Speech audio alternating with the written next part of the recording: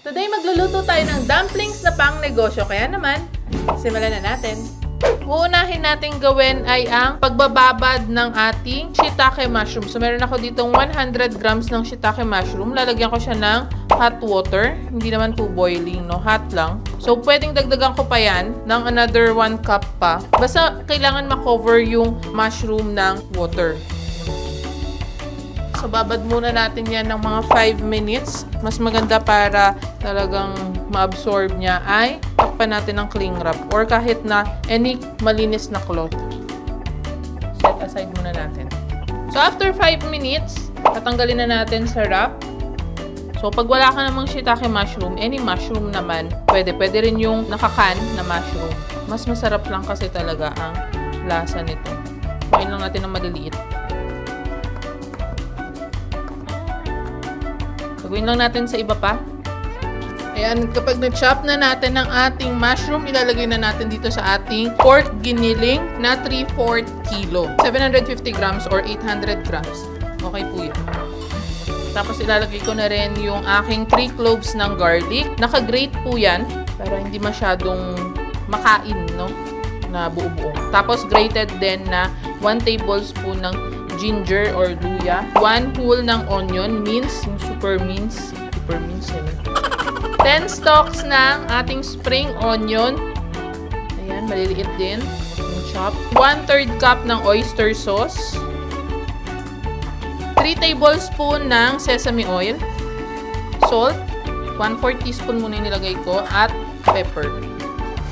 Tapos, haluin natin yan. So, pwedeng haluin mo ng rubber spatula or pwede rin naman na kamayin na lang natin kasi para mas mahalo natin maigi. Yan. At kapag na-mix mo ng maigi yan, tatakpan natin yan ng cling wrap, stretch wrap, or cloth. Tapos, ilalagay natin sa chiller or sa ref ng mga 30 minutes. Pwede rin na hanggang overnight. Kung kunyari, bukas pa yung pa-order mo, ngayon mo na gawin para mas nanunuot yung lasa niya.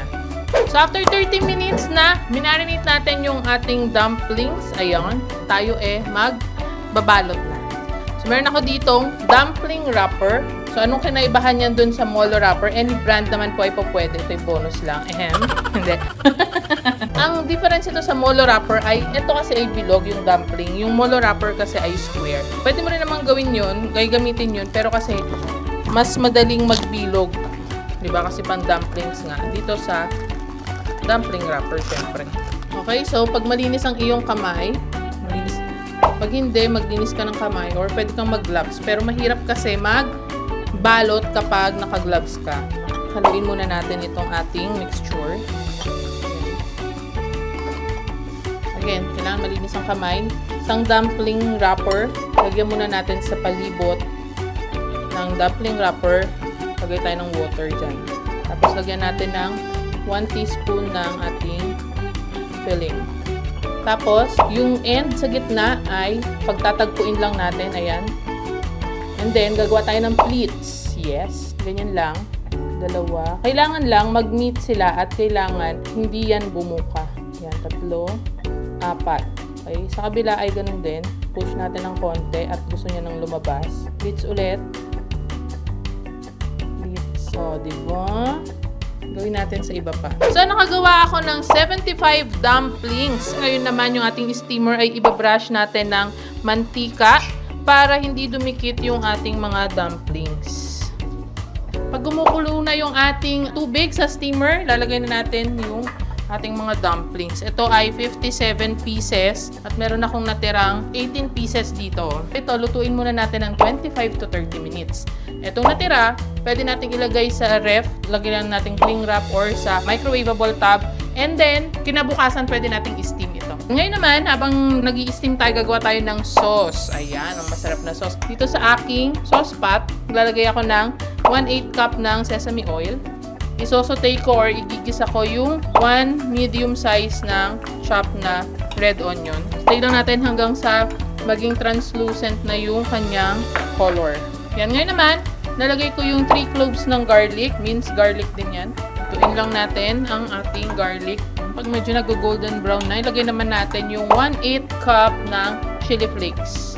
Kung wala kang chili flakes, pwedeng siling labuyo ang ilagay mo. Nalagay ko na rin yung 1 tablespoon ng sriracha or pwede naman din hot sauce. Ayan. Lalagay na natin yung 1/3 cup ng soy sauce or toyo. Huwag niyong kunin yung nasa ulo ng partner nyo. Lagay tayo ng 1/8 cup ng brown rice vinegar. Kung wala, pwedeng white vinegar na lang. Yan, brown rice vinegar. Tapos pambalanse ng anghang, maglagay tayo ng 1 teaspoon lang ng brown sugar. Simmer lang natin ito ng 2 to 3 minutes and then okay na po. After 30 minutes, ito na ang ating dumpling. Nice. Sarap yarn. Sarap. Sobrang solid. Para sa packaging, gagamit tayo ng 500 ml microwavable tub. Ilagay ko na sa nalagyanan yung ating mga sauce dyan. Tapos, ganitong gagawin natin. So, pwedeng magkasya dito ay 8 pieces. 1, 2, 3, 4, 5, 6, 7, 8. O, diba? Pwede mong dagdagan ng chopsticks, diba? Para matuwa naman yung customer mo, ma-feel nila na nasa nasa China sila.